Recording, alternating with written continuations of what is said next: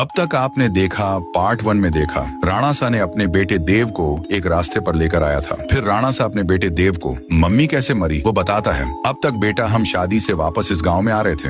हमको आते आते 7 बज चुके थे। सारे घरों की खिड़की दरवाजे बंद थी। तभी मैंने तुम्हारे मम्मी कहा, नंदनी अब हमारा घर बहुत दूर है और वो लोग आ जाएंगे। फिर तुम्हारे मम्मी बोला, हाँ तुम सही कह रहे हो, हमको झाड़ी में, वरना कहाँ तो छुपना पड़ेगा। तभी नंदनी ने एक टूटी फूटी लकड़ी के झोपड़े की तरफ इशारा किया। मुझे वह झोपड़ी आज की रात बिताने के लिए सही लगी, इसलिए मैं झोपड़ी में जाने का फैसला किया। हम दोनों झोपड़ी की ओर जाने लगे। हम उसके काफी नजदीक आ गए थे। मैं तो उस झोपड़ी के अंदर चला गया, पर तुम्हारी मम्मी बाहर रुक के किसी से बात करने लगी। मम्मी को एक छोटी बच्ची रोके बोल रही थी, आंटी मुझे बहुत डर लग रहा है, मैं बाहर छूट गई हूँ, मेरा घर बहुत दूर है। फिर मम्मी बोली, बेटा तुम रो मत, तुम एक काम करो, हमारे साथ आओ। इतना बोलते ही उस छोटी बच्ची ने माँ के चेहरे पर हमला कर दिया। तुम्हारी माँ वहीं पर मर गई। मैंने जोर से चिल्लाया। नंदनी फिर वो लड़की मेरे पास आकर मुझको बोली, आओ ना अंकल, बाहर हम साथ में खेलते हैं, बाहर आओ ना, क्यों डर गए, अरे आना, और हंसने लगी। राणा सा ने देव को ये माँ की कहानी बता के तीसरा दिन था। देवराजू की टपरी से एक कुरकुरा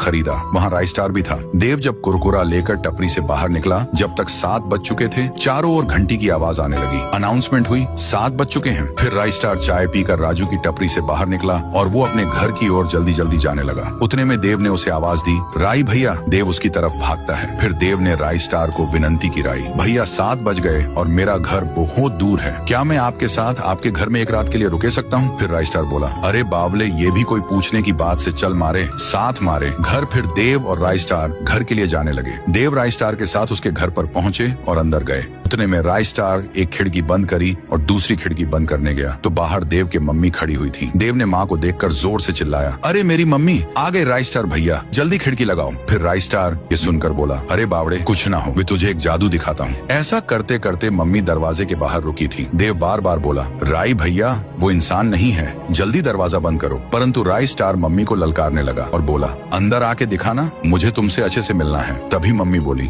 तुम एक काम करो, तुम ही बाहर आ जाओ, मैं तुमसे अच्छे से मिलूंगी। ये देखकर कर देव को बड़ा आश्चर्य हुआ कि ये अंदर क्यों नहीं आ रही। फिर देव राइस स्टार को बोला, राई भैया ये घर के अंदर क्यों नहीं आ रही? राइस स्टार ने जवाब दिया, बेटा जब तुम्हारे मम्मी को बाशिंदी नोच नोच कर मार दी थी और थारा बाप साला झोपड़ी में ही था, वही सब मैं खिड़की से देख रहा था। मेरे मन में सेम सवाल आया कि बाशिंदी झोपड़े में अंदर घुस के थारे बाप को क्यों नहीं मार रही थी। यही जानने के लिए मैं अगले सुबह उस झोपड़ी के अंदर चला गया और चारों तरफ मकड़ी के जाल के सिवा वहाँ कुछ नहीं था। मैंने जब कोने में देखा तो वहाँ पर एक चमकदार जादुई सर की शेप में भोपड़ा था और वो वही भोपड़ा देख वहाँ रखा हुआ है। इसीलिए ये बाशिंदे अंदर आ सकते समझ गया कि और इसी की मदद से थारा बाप बच पाए